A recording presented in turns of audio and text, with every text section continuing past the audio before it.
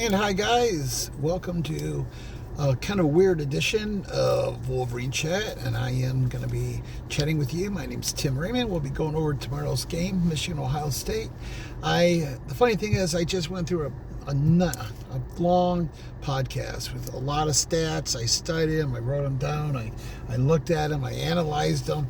And when I did the broadcast, I didn't have a chance to really go look at it, and the whole thing was a mess. The camera was too close. It was terrible. So I got rid of that. If it got out to anybody, just delete it, please. I don't know what happened to it. It didn't upload right. So anyway, we're gonna just go quickly. I just pulled over down by Trader Joe's in Kalamazoo, and we're gonna talk about tomorrow's game. What do I think about tomorrow's game? I think Michigan has a better chance of winning tomorrow than they did last year. Last year, Ohio State won the national championship, and Michigan went into the game 7-6. 6-6. They won. No, what were they? They were 6-5 going into the game. They beat Ohio State 7-5. Then they beat Alabama 8-5. So they could have lost, and they were a 500 team, and they won their last 3 games. Had a good game against Northwestern, if you remember that. So they didn't have a quarterback, and when I say that, I don't mean that literally. I mean not just figuratively. Literally, that he could not pass. Alex Orji was a great runner. I think very athletic. He could have been a tight end or something. I wish he would have stayed at Michigan. He wanted to stay. He's a great guy. And I wish he would have stayed, but he can't throw. Davis Warren, same thing, can't throw. They got a quarterback who is a work in progress, an 18-year-old. They got who's getting better. They've got a freshman receiver who is way beyond what any of us thought he'd be. We thought Donovan McNally would be he's the stereotypical wide receiver, but Andrew Marsh is doing it all since October. He's one of the leading, I think he's the leading receiver in the Big Ten, one of the top guys in the nation. He's just putting it on since then. So we've got that. We didn't have that last year. We had a good running game last year. I think if Justin Haynes was playing, we'd have a better running game. Justin Haynes is out. He's had over 800 yards. In fact, he had 800 yards through 7 games. He was a legit Heisman Trophy contender. Just 7 runs over 60 yards. They were talking about Jamar Gibbs being crazy, but this guy was just a pure runner. So I hope he comes back next year. I think he's going to declare for the draft. And then we got Jordan Marshall, and he got hurt a little bit, but he's back. He's missed a couple games. He's around 800 yards too. Also has 10 touchdowns. They both have 10 touchdowns. So we're okay. We're okay. Now the problem is Michigan's run defense is somewhere around 17, and their offense is somewhere around 45. Ohio State's 1 and 2. Number 1 defense, number 2 offense, depending what you're looking at, what matrix, whether it's points, yards per game. I had all this in my first video. But how's Michigan going to win? Okay, first of all, Zavad has got to hit any off field goals. If it's 60, I'll give him a break if he misses it, but he better make it. Zavada, he's All-American from last year. Between 30 and 39, he's 3 for 6. For some reason, he's like 45 for 45 in extra points, but 3 for 6 from 30 to 39. I can't figure that out. And then over 40, I think he's 2 for 3 and 1 for 1 over 50. So he kicked a 56-yarder. He can kick a 60. He's got the leg. I don't know if it's up here or what. So he's got to relax, and he's got to make when he's called upon. But we don't want to have too many field goals because that's not good either. It's going to be cold and snowy. Having said that, I think the game plan went from opening it up for Bryce to just a running game. Now they're going to try to throw it, and they will throw it. And I think they're going to connect. I think they're going to go about a 60-40 run. Ohio State, I think, was at 60-40 pass. But I think they may think, okay, we can run too. I heard him get off the bus today in Ann Arbor. He was just acting. He was just Mr. Cool. He was so, yeah, I'm in. I'm here with it. We're cool. We're okay. We're not He's freaking out, okay? He's trying to make everybody look like it's not the most important thing to him because he's got family day after Thanksgiving. But you looked at him last year, how he acted after that fight on the field. He didn't do anything. He didn't even notice the fight. He was so in space. So, I think he wants to win so bad, but he is nervous. And they could win. They probably will win, okay? They're probably the best team in the country. But they haven't been challenged. We don't know that. I think they are. We'll find out how they play tomorrow, but they have played 3 common opponents: Purdue, Wisconsin, and Washington. And if I remember, the average score for Michigan was around 28-17, something like that. And Ohio State won 34, I think, to 13. Again, somewhere in that area. So they were just a little bit better, but the common games weren't that much different. They were fairly close. Ohio State is just a couple points ahead of Michigan, in every matrix, passing. Maybe not running, but most things they're just a little bit better. But with who am I trying to think of? Marsh, with Andrew Marsh turning it on.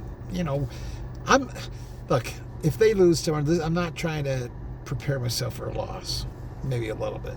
But if they lose, you know what? They got 6 freshmen starting. They are true freshmen, much less Jordan Marshall, who was a redshirt freshman. Think about next year. Think about 2 years from now. No one's leaving next year. They got 2 more years, a minimum, of these guys. So, guys, the sky is maize and blue. It's not gray, okay? It is blue. The gray clouds are going away, and it's turning blue. So whatever happens tomorrow, and you know what? If they lose, I want them to win. But if they lose by a little bit, I won't be happy. But when all's said and done, the dust settles, I'll be satisfied, right? So I just don't want them to get blown out and look terrible. But there's always a but. If they just look bad, and Ohio State looks amazing and all that, it doesn't change the fact that I said Michigan had a chance of making the playoffs this year. Clearly they do. They win 1 game, they're in the playoffs. I said they're going to end up around 13 or 14. Depending if they win or lose, they're going to be that. And they'll make a good bowl game. So everything is coming proficient. And again, this is not, if you thought this was going to be the year we won the national championship, you're crazy. They're overachieving. They really are, and they're learning as they go. The people that hate Sharon, you're out of your mind. He's a second-year coach. He's beat Ohio State. He's beat MSU twice, and he's made a lot of mistakes. Okay? If we're no better off next year, we can talk. Okay?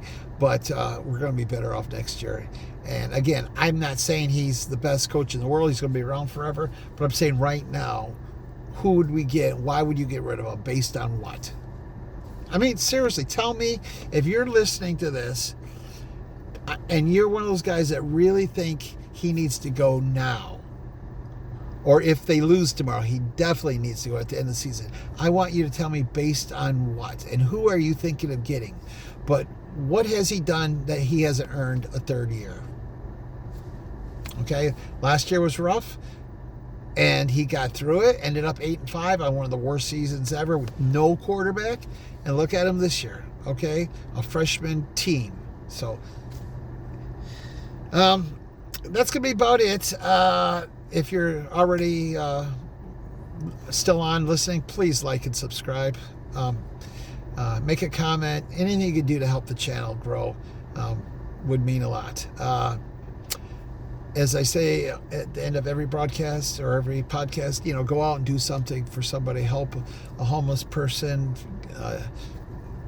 Throw them a hamburger. Not throw them a hamburger. Hand them a hamburger. Do something. Whatever you can do.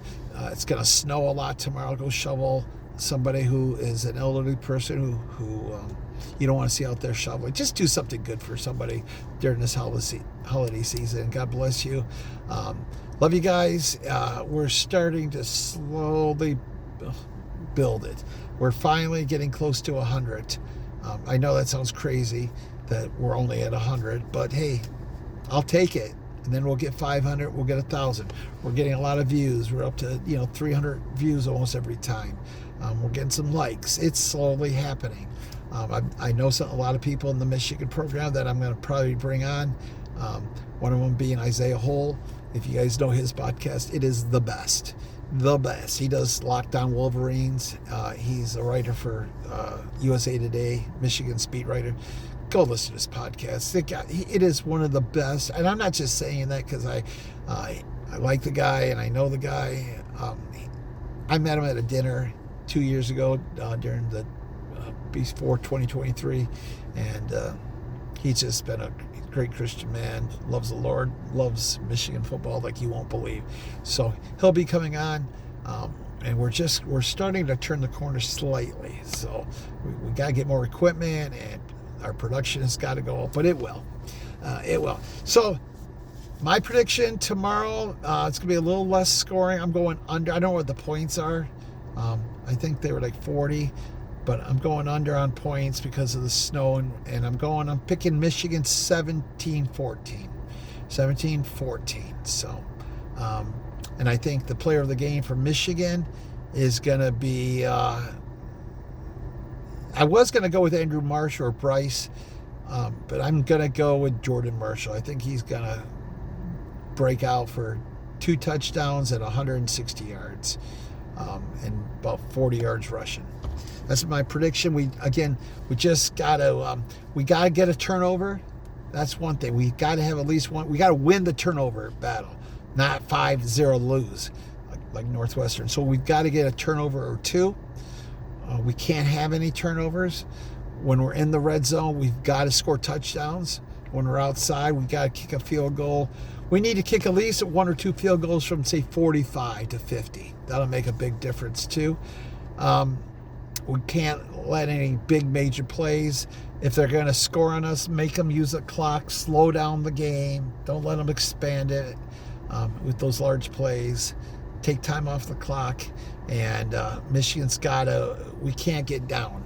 If they score 7, we've got to score 7. If they score 7, we don't score, and they got the ball back, and they even get a field goal, that's not good because we do not play from behind right now. We're just not that type of team. That's not how we're built. We've got to stay with the game. We've got to match them point to point. What else do we need? Like I said, Zavada needs to be on. No fumbles. I mentioned that 4 times. Interception. And up front, we've got to get pressure on him. We got to put pressure on Julian Sayin, excuse me. He's from Alabama. He's a good quarterback. I transferred in last year, and he's doing a good job. So that's how they get their guys. They transfer. Although Michigan gets transfers too. We all do. I don't like it, but that's the way it is, right?